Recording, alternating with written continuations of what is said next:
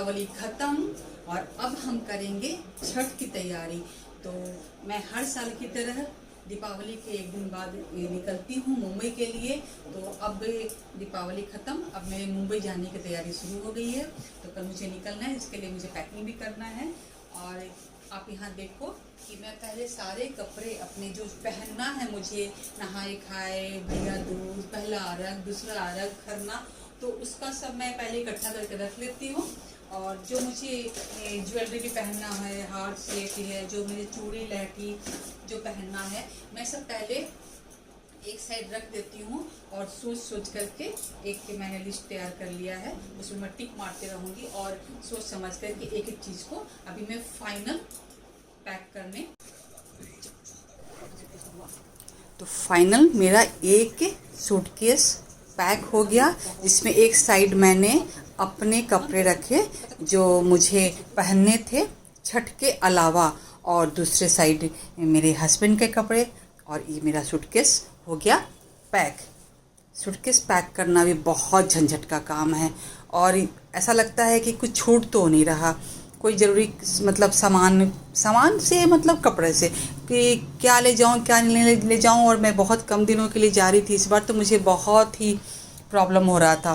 तो जैसे तैसे करके चलो फाइनली मेरा सूटकेस पैक हो गया। इस बार दिवाली के एक दिन मुझे गैप मिल गया था, तो मैं मतलब मुझे आसानी हुई, क्योंकि मैं हर समय ना दिवाली का एग्जैक्ट कल होकर निकल जाती थी। फिर मैं क्या की कि अपनी ज्वेलरी निकाली, ज्वेलरी इन द सेंस कि आर्टिफिशियल जो ज्वेलरी हम रखते हैं हम वही तो कैरी करते हैं। तो आजकल असली पहनता कौन है, तो मैं अपना पूरा बंडल निकाली और जो जो मुझे पहनना है, जो मेरे सेट के साथ जाएगा, वो चेक कर रही थी कि किसी का तिल्ली तो ख़राब नहीं है, कोई डैमेज तो नहीं है। और कुछ जो ऑर्नामेंट्स थे वो मेरे दीदी के थे, मैं दीदी को भी कॉल पर ले ली और दीदी से भी सजेशन ले करके मैं अपना पैकिंग कर रही थी। मैं उससे भी अपना दिखा रही थी कि ये ले तुम्हें चाहिए, या जो मेरे पास में है मैं ये पहनूं या वो पहनूं, ऐसा करके, क्योंकि हम बहनें आपस में विचार विमर्श कर लेते हैं। तो मैं उससे भी कुछ पूछ रही थी। फिर वो होने के बाद मैं अपने आई, मेरा छठ का जो सूटकेस था, इसमें सारे नए कपड़े हैं जो स्पेशली छठ के दौरान ही पहनना है। उस और चूड़ी लहठी जो हम छुआ नहीं सकते किसी और चीज़ के साथ में, तो उससे मैं एक अलग सूटकेस में पैक की थी। तो ये भी मेरा पैकिंग ऑलमोस्ट हो गया। सारे नए कपड़े इसमें मैं चेक कर लिए एक बार फिर से, क्योंकि मैं पहले ही पैक करके, जैसे ही खरीद करके लाई थी तो पैक करके मैं रख ली थी। इसे मैं फिर से अनपैक करके देख ली कि हाँ चलो सब ठीक है, और अब मैं तैयार हो गई। मेरे दोनों सूटकेस पैक हो गए। अब क्या करना है मैं सोच रही हूँ। दोनों सूटकेस पैक हो गए। हमने एयरपोर्ट जाने के लिए कैब बुक कर रखा था, तो सही समय पे कैब भी आ गया। मेरे दीदी जीजा जी वो उनको पहले पिकअप करके वो गाड़ी वाले ले आए थे, और यहाँ से उन्होंने हमें उठा करके फिर अब हम यहाँ से निकल पड़े। मेरी बेटी ऊपर से हमें बाय कर रही है। बहुत ही ख़राब लग रहा था उसको छोड़कर जाने में, लेकिन उसका भी एग्ज़ाम्स था, क्या कर सकते थे। फिर हम चल पड़े। ये हमारा marine drive, bye bye Jamshedpur, और दृश्य का नज़ारा लेते हुए, प्रकृति का नज़ारा लेते हुए हम निकल पड़े रांची की ओर। बहुत ही सुंदर व्यू हमारे शहर का आप देख रहे हो। ये हमारा सोनारी का जो है, अब डोबो पुल आने वाला है। ये डोबो पुल है जो नया पुल है, इसके उस पार जो बिल्डिंग्स कंप्लीट हो गए हैं। और चलते चलते हमें थोड़ा ब्रेक लेना था।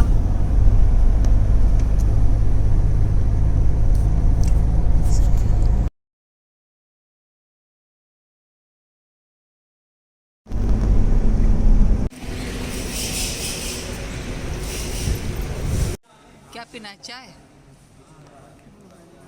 हाँ चाय, थोड़ा ब्रेक भी हो जाएगा। तो हम क्या पीना है, चाय? हाँ चाय, थोड़ा ब्रेक भी हो जाएगा। तो हम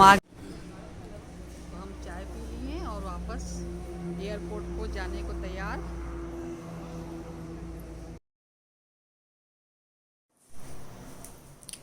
मेरी दीदी, मेरे हस्बैंड पीछे से आते हुए, और ये मेरे जीजा जी।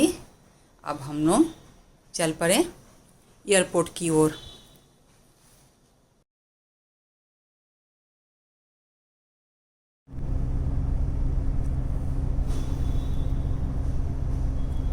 बहुत ही खूबसूरत नज़ारा, सड़क के दोनों तरफ बहुत ही सुंदर रोड। पहले हम रांची जाने में ना हमें 4 से 5 घंटे लगते थे, लेकिन अभी रोड इतना अच्छा बन गया है कि बहुत ही, आपको तो लगेगा कि खुद ही गाड़ी ड्राइव करके चले जाएं। तो अभी हमें मुश्किल से 2 घंटे लगते हैं, हम 2 घंटे में एयरपोर्ट पहुंच जाते हैं और पता भी नहीं चलता।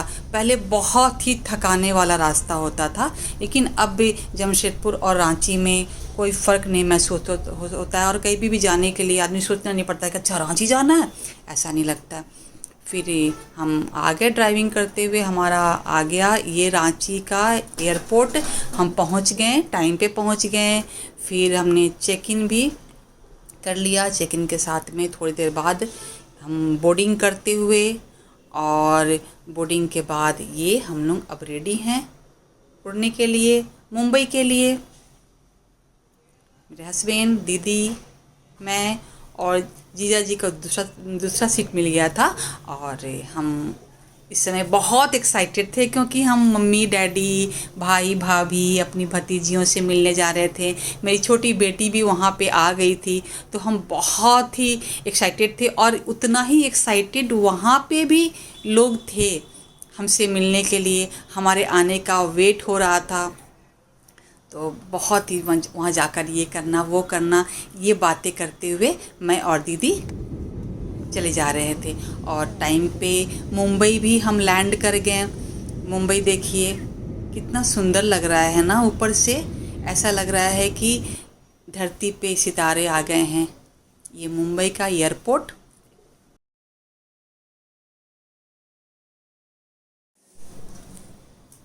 लैंड करते ही मेरे भाई का मैसेज आ जाता है कि तुम लैंड कर गई हो और सामान लेकर के फ़ोन करना, मैं बाहर ही खड़ा हूँ। और बाहर निकलते ही भाई हमें पिकअप कर लेता है और हम गाड़ी में बैठ कर के घर की तरफ निकल पड़ते हैं। और मैं रास्ते भर मतलब अपने हंसी मजाक हमारा चलते रहता है।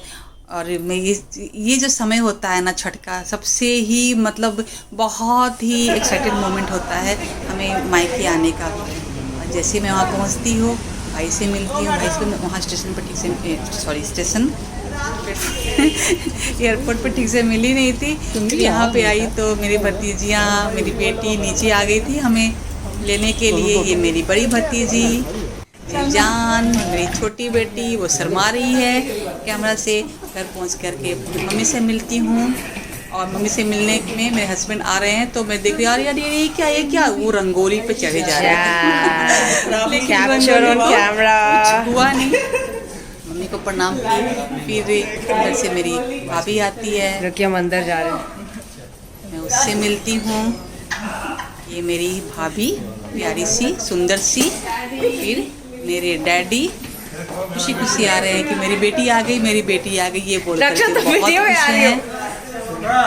डैडी से मिलने के बाद मैं अपनी छोटी भतीजी को खोजती हूँ, क्योंकि वो नीचे नहीं आई होती है। मैं उसे पकड़ कर बुलाती हूँ, वो आती है, प्रणाम करती है। बुआ की जान होती है भतीजियाँ, ये मेरी छोटी भतीजी। और ये मेरा मायका, मेरे भाई भाभी, मम्मी डैडी का घर। अब यहाँ पे हम धमाल करने वाले हैं। 7 दिन मज़े करेंगे, छठ मनाएंगे। Thank you for watching.